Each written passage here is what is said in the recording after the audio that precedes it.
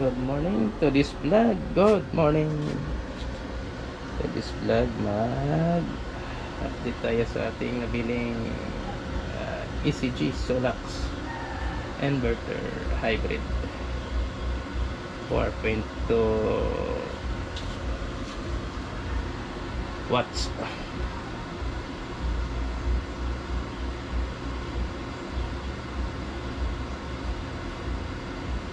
4.2 kilowatts.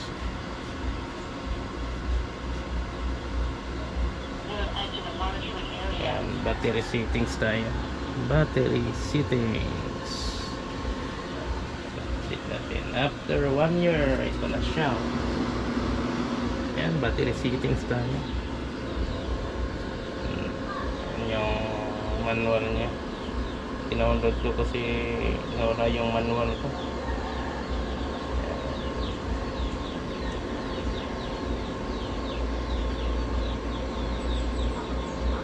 Ito yung sit up ko ba na ganito mag sit up sa ating inverter ECG. Mainit, may harvest tayo 1,200 watts at sa grid natin may, yung konsumo natin 150 watts. Nag-washing tayo sa labas. Front load ginamit natin washing machine. Yan. Yung settings natin, ito ilang press lang. Battery settings, ito yung battery ko, low carbon 34 volt. Lithium LiFePO 4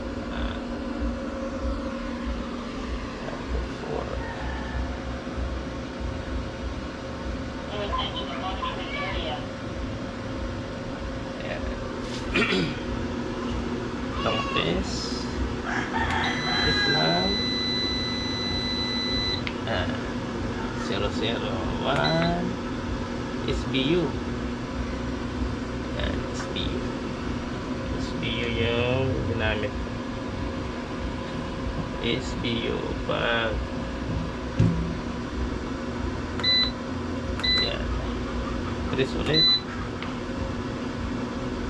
Yan, pwede nyo ikuan yan, palit kayo. Yan, USB SBU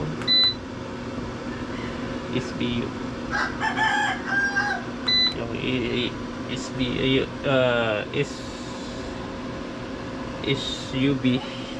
SUB pala to. Solar energy provides power to the load first pa priority.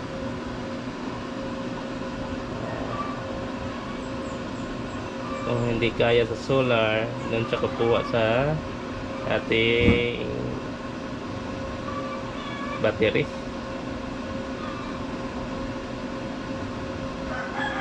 Pag hindi na kaya sa battery, sa grid siya kukuha sa utility.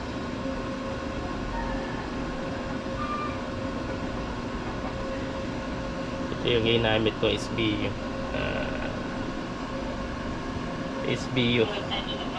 solar burst. SBU yung ginamit. SBU solar burst. Pag hindi kaya sa solar, wala ng solar, doon siya sa battery kuha ng power. Pag malubat yung battery, sa grid na siya kukuha. Yan, ang press lang yan is SBU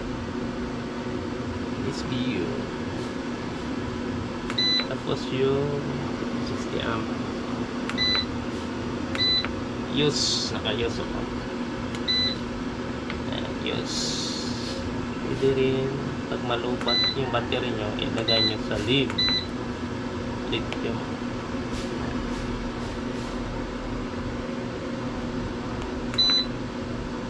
Ako nasa use ako, select ko sa use. Pag malubat yung battery nyo, ayan, off siya, ilagay nyo sa lid. Kusang babalik yan at magcha-charge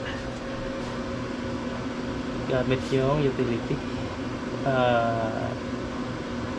Utility. Mag-on siya ulit. Ayan, settings natin sa use. Tapos yung number save. Ayan, 23 volts. To 30 volts. Then, lang yung ginamit natin sa utility pag nagcha-charge siya sa ating utility, sa ating grid. Yan, 22 volts pag malubat yung ating battery. 22 volts. Pag siya ng 22 volts, low-bat na siya. Tapos magcha-charge siya sa ating grid.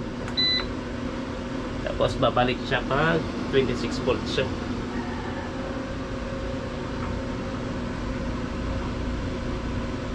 Battery ulit yun, battery yung power niya. Gusto siyang mag-switch sa battery pag abot siya ng 26 volt.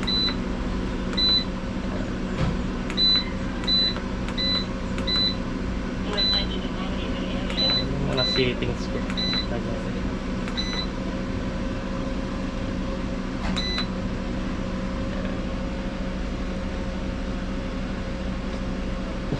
long piece lang,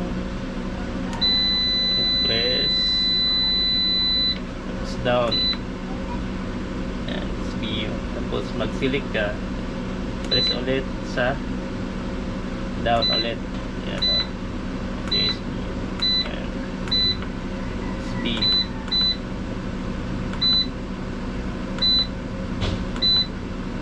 SPU, SPU yung settings ko yan. SPU, tapos ganyan, long press lang.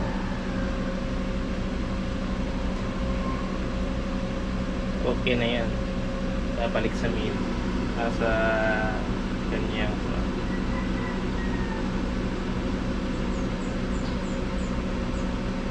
Homepage. Homepage. Ayan. Try natin ilagay sa link. Use, lagay ko sa link. Yan, number 5.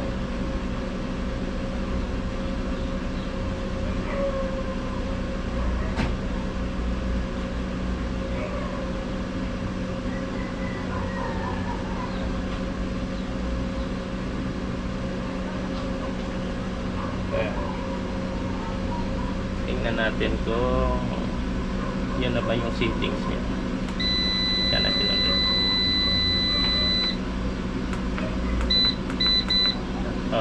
Believe sir. Yung view. GN. Use. Yung setup mo, use. Pala yung mga breakers natin. So, safety breaker. Ayan. Ito yung connection sa ating solar. Ito yung breaker sa ating solar. Ito yung sa grid. Ito yung speedy. Ayan.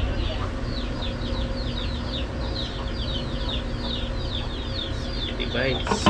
Yung breaker sa ating battery at sa grid.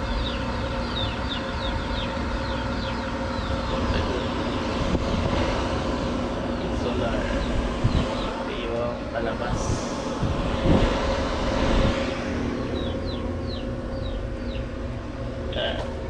Sa ating connection out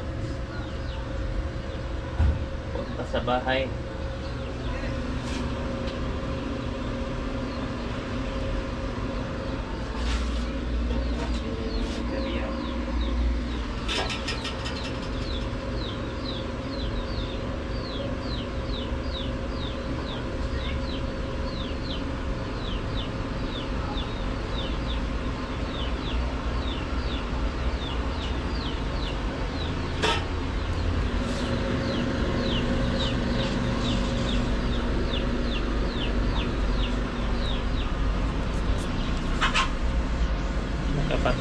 ilaw para hindi siya mapundi.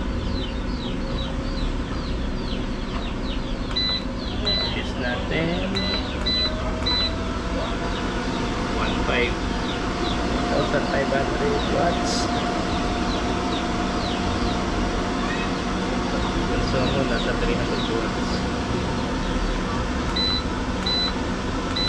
Degree 35 degree. Ipon yung sa solar. Ayan.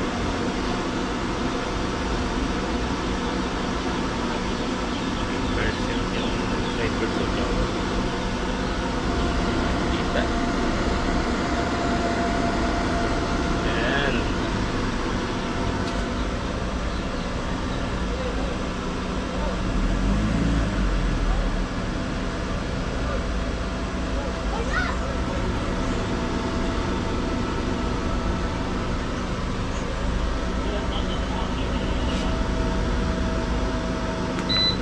Yung pag-set ng battery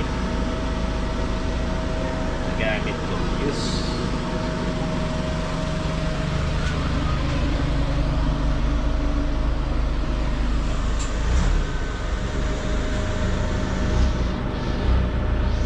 sinagots pa rin after 1 year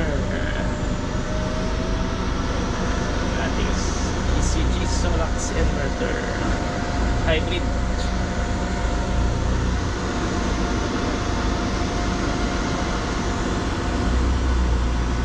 Ito na yung bonnet, yung plastic niya nabutas, plastic lang.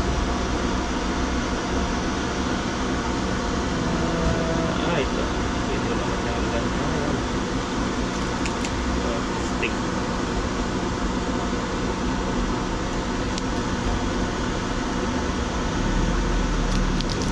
Protection yun yan. Tanggalin yan.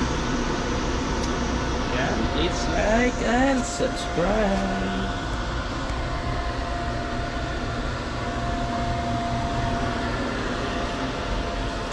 DIY setup. Ating kuwan pala.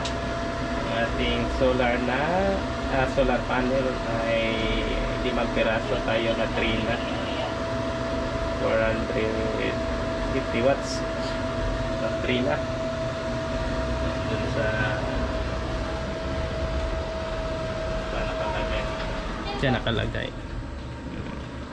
Trina 450 watts 5 piraso.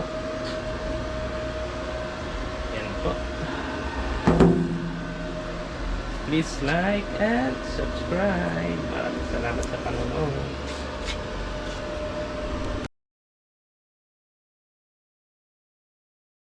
Yan po ang ating solar panel na Trina, 5 piraso, 450 watts. Yan.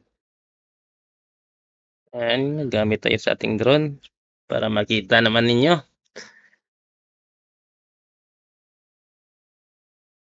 Limang piraso, Trina. 450 watts solar panel. Yan o, may mga ipot-ipot na. Ipot sa paniki. Zoom. Yan o, mga kulay puti-puti. Kailangan na din malinisan natin yan. Naka-epekto yan sa ating harvest, sa ating solar.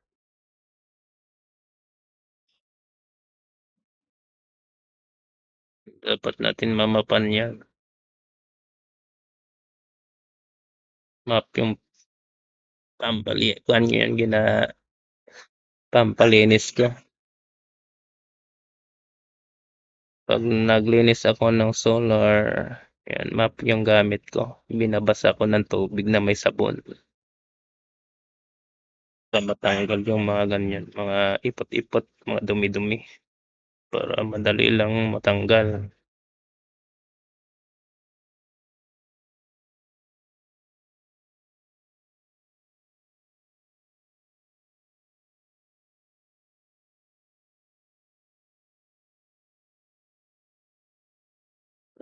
Dumi na siya.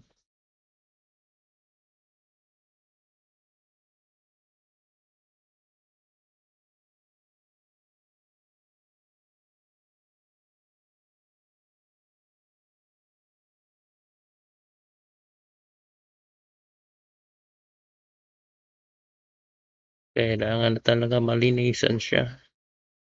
Kasi mga isang taon na yan, hindi ko nalinisan. Wala na kasing ulan-ulan, malakas na ulan. Pag may malakas na ulan, matanggal yan. Kusang matatanggal yan.